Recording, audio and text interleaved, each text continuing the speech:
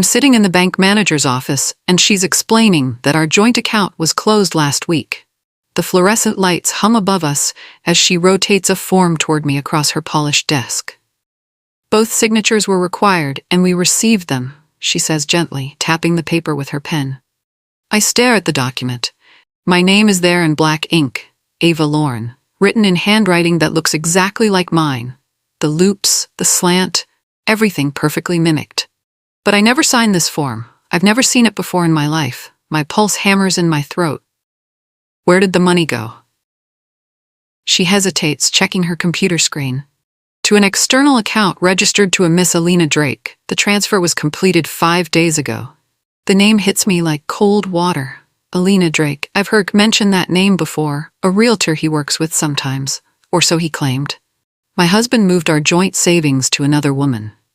$73,000. Everything we've built in 12 years of marriage gone in one wire transfer. My world fractures in one clean line across that forged signature. My name is Ava Lorne. I'm 37 years old, a high school English teacher who clips coupons and plans grocery lists down to the penny. I believe in vows. I believe in building a life together, brick by careful brick. Derek is my husband. He owns a small construction company, Drake Building Solutions, that he started with a loan from his father 8 years ago. We built everything together. I worked summers. I took night shifts tutoring. Every dollar I earned went into our joint account to help him grow the business. Or at least, I thought that's where it went. Now I'm leaving the bank in a fog, clutching the forged withdrawal form like it's a death certificate. The afternoon sun feels too bright. Cars pass by on the street, and I wonder how the world can keep moving when mine just stopped. I sit in my car for 20 minutes, hands on the steering wheel, staring at nothing. My name is Ava Lorne, and I just learned that the man I trusted for 12 years used me to pay for his affair. That night, I make dinner like always. Chicken and rice, a small salad on the side. Derek comes home at 6:30, loosening his tie as he walks through the door. "Smells good," he says, kissing my cheek. I wait until we're both seated at the table before I mention it. My voice is calm, almost casual. "I stopped by the bank today. They said our joint account was closed." He doesn't even look up from cutting his steak. "Oh yeah, I moved it to a better account, better interest rate. Should have told you, sorry." He grins at me, that easy smile I used to love. Now it tastes like arrogance. "Which account?" I ask. "The business one. Don't worry about it, babe. I'll explain the whole thing this weekend." He reaches across the table and squeezes my hand. "Trust me." Trust him. The irony burns in my chest, but I nod. I smile back. I even thank him for handling it. Inside, I'm already planning my next trip to the bank. This time, I'll get answers he can't fake. The next morning, I'm back at the bank before it opens. I wait in my car, watching the manager unlock the front doors at exactly 9 o'clock. When I walk into her office, she recognizes me immediately. "Mrs. Lorne, I wasn't expecting you back so soon." "I need detailed records," I tell her, my voice steadier than I feel. "Withdrawal history, transfer records, and wire documentation for the past 6 months. Everything related to our joint account." She studies my face for a moment, then nods. "Give me 15 minutes. The printer hums quietly as pages stack up. Withdrawal, transfer, wire to A. Drake. Every transaction is there in black and white, time-stamped and documented. No mistakes, no confusion. I sign a request for copies of everything, including the forged signature on the closure form. As I gather the papers into a folder, I feel something shift inside me. I'm not just a victim anymore. I'm an investigator. And Derek has no idea what's coming. That evening, Derek is in the garage, supposedly organizing tools. But through the thin walls, I hear his voice. He's on speakerphone, talking low and confident. "Yeah, baby, she still thinks we're broke. Keeps talking about budgeting for next year." He laughs. "Trust me, she has no clue." The voice on the other end is female, smooth and teasing. "You're terrible, Derek. What if she finds out?" "She won't, I'm careful." The name floats through the phone speaker, clear as day. Alina. My hands shake as I pull out my phone and press record. 10 seconds. That's all I manage before my fingers tremble too much to hold it steady. But 10 seconds is enough. I slip back into the kitchen and turn on the faucet, pretending I've been washing dishes this whole time. When Derek comes in 5 minutes later, I'm humming softly, hands in soapy water. He doesn't suspect a thing. The next afternoon, I'm rolling up my yoga mat when Brenda, the wife of Derek's business partner, corners me near the studio exit. "Ava, hey," she says, her voice careful. "You're doing okay, right? I heard about Derek and that realtor woman. I just wanted to check on you." My stomach drops. "What do you mean?" Her face flushes. "Oh God, you didn't know. I'm so sorry. I thought..." She stops, pressing her lips together. "Never mind. Forget I said anything. But I can't forget. Because now I know it's not just Derek and Alina who are aware. It's public. People are talking. Probably everyone at his company knows. Maybe half the neighborhood knows. Everyone except me. The humiliation that washes over me is hot and thick, but underneath it something else burns. Fury that's clean and bright and focused. I thank Brenda quietly and walk to my car. My hands are steady now. Clear purpose does that. I schedule another meeting with the bank manager, this time requesting privacy. When I arrive, she closes her office door and sits across from me with a concerned expression. "Mrs. Lorne, I need to be honest with you," she says. "When your husband brought in that closure form, the signature looked odd to me. But he insisted you'd pre-signed it, that you were too busy with work to come in yourself." She pulls up security footage on her computer and turns the screen toward me. The timestamp shows last Tuesday, 2:47 p.m. Derek is standing at the counter, handing paperwork to a teller. He's alone. I'm nowhere in the building. "I should have pushed harder," she says quietly. "I'm sorry."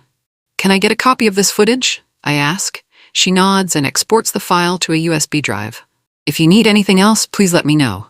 Evidence. Time-stamped. Irrefutable. I tuck the USB drive into my purse and feel the weight of what's coming shift in my favor. That night, I stand in the bathroom with the door locked. The mirror reflects a woman I barely recognize. Tired eyes, tight jaw, tension in every line of her face. I practice smiling. Soft and easy. Warm and forgiving. If Derek can perform lies so convincingly, then I can perform calm. I can play the oblivious wife while I build my case piece by piece. He won't see what's coming. He'll think I'm too trusting, too passive, too focused on lesson plans and grocery budgets to notice what he's done. That's exactly what I want him to think. I smile at my reflection one more time, letting the expression settle naturally on my face. Then I unlock the door and go back downstairs, where Derek is watching television. "Want some popcorn?" I ask sweetly. He grins. "Sure, babe." Perfect. He suspects nothing. Over the next few days, I dig through our shared email account when Derek is at work. Hidden statements appear in archived folders I never noticed before. Financial records buried under subject lines like household updates and missed receipts. He's been funneling money for months. Small amounts at first, 500 here, 1,000 there. Testing boundaries. Seeing if I'd notice. Every transfer is labeled innocuously. Miscellaneous household expenses, business reinvestment, emergency fund adjustment. Every lie dressed up in domestic language, designed to blend into the background of our shared life. I screenshot everything. I organize the files by date and amount. I create a timeline that shows exactly when the transfers started and how they escalated. The pattern is clear. He's been planning this for at least 6 months. Maybe longer. My stomach turns as I realize how deliberate this was, how calculated, how long he looked me in the eye and lied. That evening, I'm scrolling through social media when I see it. A post from Alina Drake's Instagram account dated 3 days ago. The photo shows a sleek condo interior with floor-to-ceiling windows overlooking the river. The caption reads, "New condo, new chapter." Dreams really do come true when you work hard and believe in yourself. I zoom in on the background. The view is familiar, too familiar. It's the same property Derek showed me 6 months ago, calling it an investment opportunity. He said the building was overpriced and we couldn't afford it.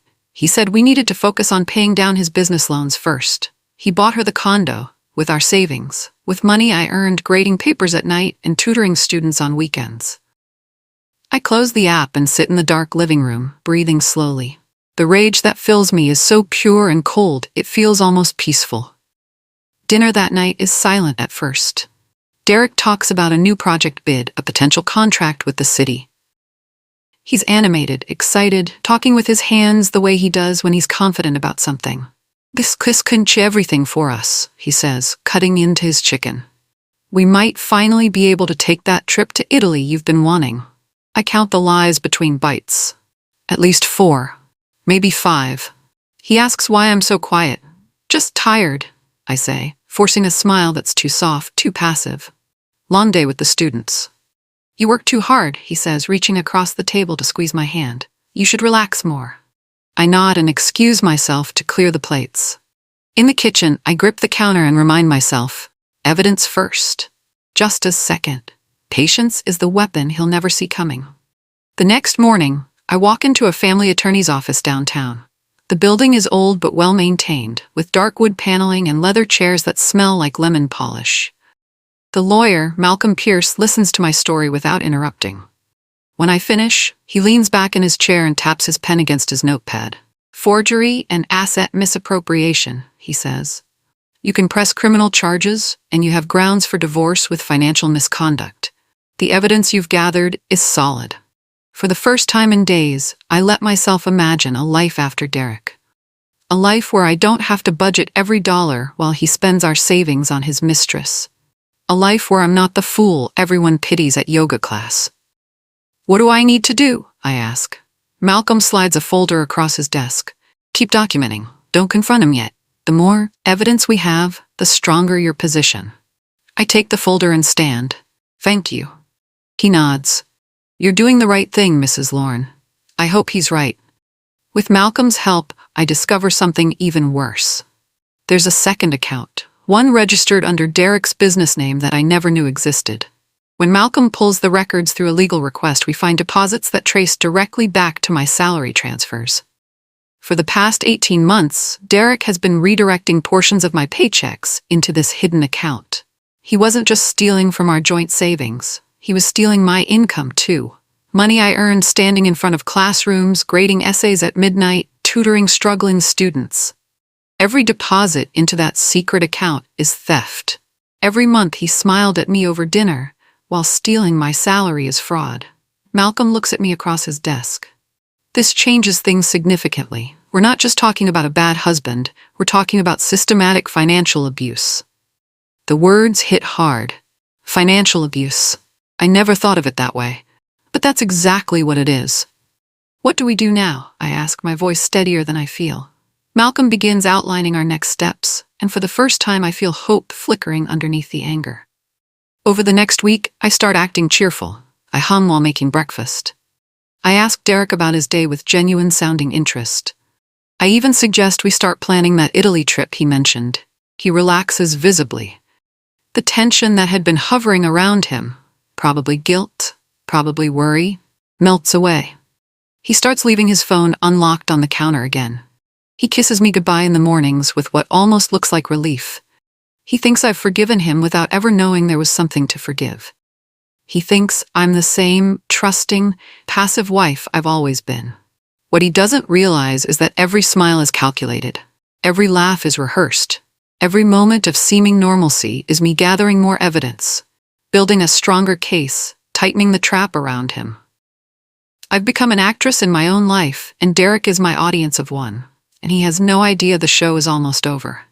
Malcolm coordinates with the bank manager, who agrees to freeze any pending transfers from Derek's accounts for routine security verification. She calls me to confirm. Do you want him notified immediately? Not yet, I tell her. Let him discover it naturally. Understood. We'll flag the accounts as under review. Any attempted transfers will be held. I hang up and stare out my classroom window at the students playing soccer on the field. In 48 hours, Derek will try to move more money, and the system will stop him cold. The trap is tightening, piece by careful piece. All I have to do is wait. That evening, Derek leaves his phone on the kitchen counter while he showers. A message notification lights up the screen. It's from Alina. Can't wait to start decorating our place this weekend. Should I go with the gray couch or the beige?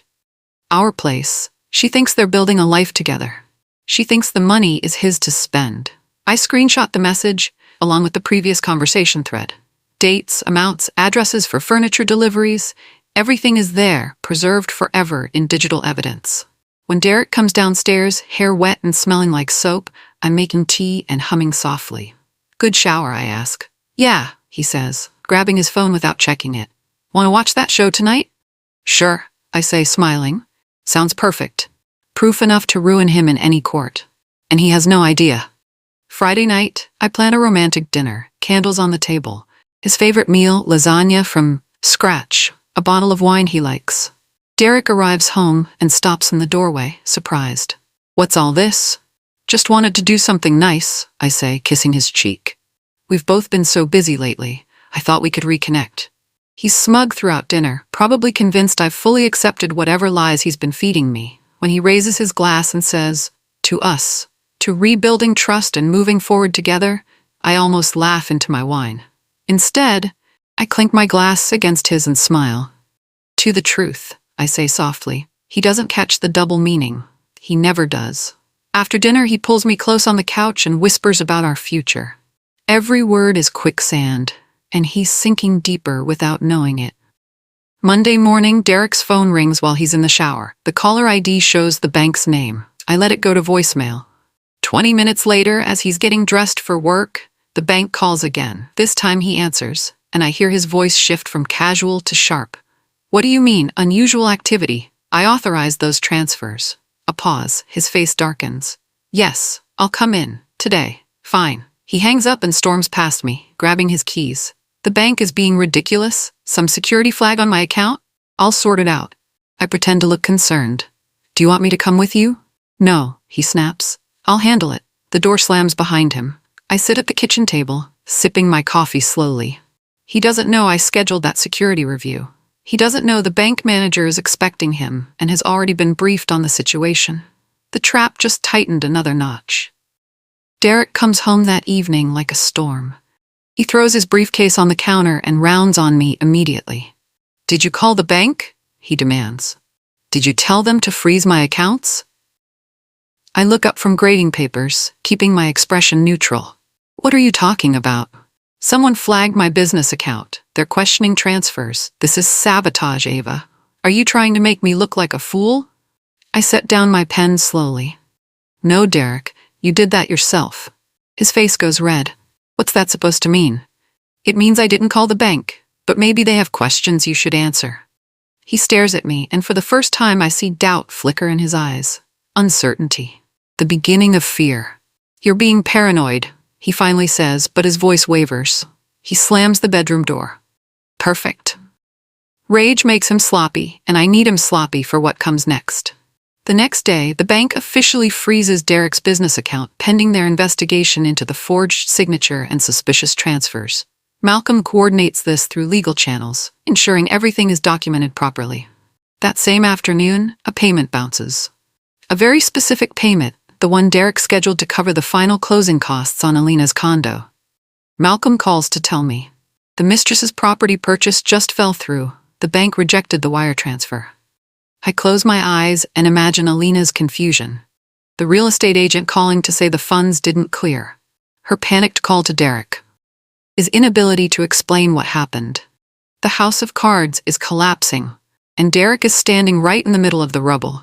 That evening, my phone rings. Unknown number. I almost don't answer, but something makes me pick up. "Hello?"